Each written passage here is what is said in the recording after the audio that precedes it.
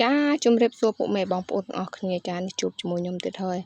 បងប្អូនកុំឆ្ងល់តែឃើញឆ្នាំងអុយក៏ច្រើនម្លេះចូលទូណាទូណីចេះឆ្នាំងលក់ឬមួយក៏ឆ្នាំងដូរចេះណាបងប្អូនចាមិនមែនទេគឺខ្ញុំត្រៀមទៅលក់ចូលឆ្នាំបងប្អូនចាគឺលក់បុកល្ហុងលក់បង្អែមលក់បបរគ្រឿងចាគឺលក់សពមុខចាគឺបើអុយរ៉ាយរាប់មិនអស់ទេបងប្អូននេះបងប្អូនគឺខ្ញុំដុសសម្អាតទូហើយដល់ពេលតាទូដល់ក៏យើងលើកដាក់តំណងគឺយើងដុសសម្អាតទូនេះមិនទាន់អស់ទេណាបងប្អូនសម្ភារៈនេះ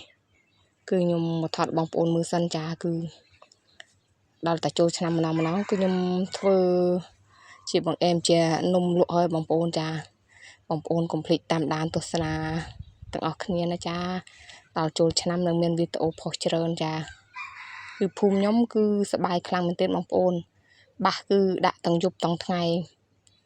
ចាបើយើងចេតចូលឆ្នាំណាបងប្អូនគឺ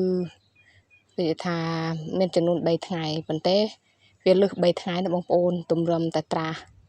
ប៉ះណាគឺមួយអាទិត្យទៅណាបងប្អូនចាខ្លះណាក៏8ថ្ងៃអុយទៅបងប្អូនចាគឺលើសចាគឺយើងត្រៀមត្រាស់ត្រៀមអុយមិនមែនតែចូលឆ្នាំទេបងប្អូនគឺយើងត្រូវបង្កក់ភូមិបង្កក់អុយផងចា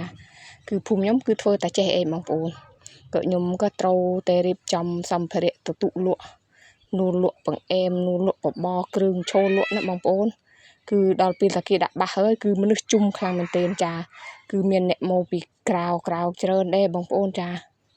គឺមនុស្សច្រើនគឺគិតរឹមសោគឺគិតត្រូវការពោកម្លាំងឲ្យបងប្អូនដូចជាបង្អែមដូចជាទឹកកកឈូសចឹងណាបងប្អូនគឺលក់ស្រួលចាគឺភូមិខ្ញុំគឺបែបនេះឯងបងប្អូនគឺអូយតែចូលឆ្នាំម្ដងហើយគឺអ្នកលក់គឺទៅលក់ត្រៀបត្រាក្នុងកន្លែងសាលាហើយបងប្អូនចាំទស្សនាទាំងអស់គ្នាខ្ញុំនឹងថតបង្ហាញវីដេអូនៅថ្ងៃ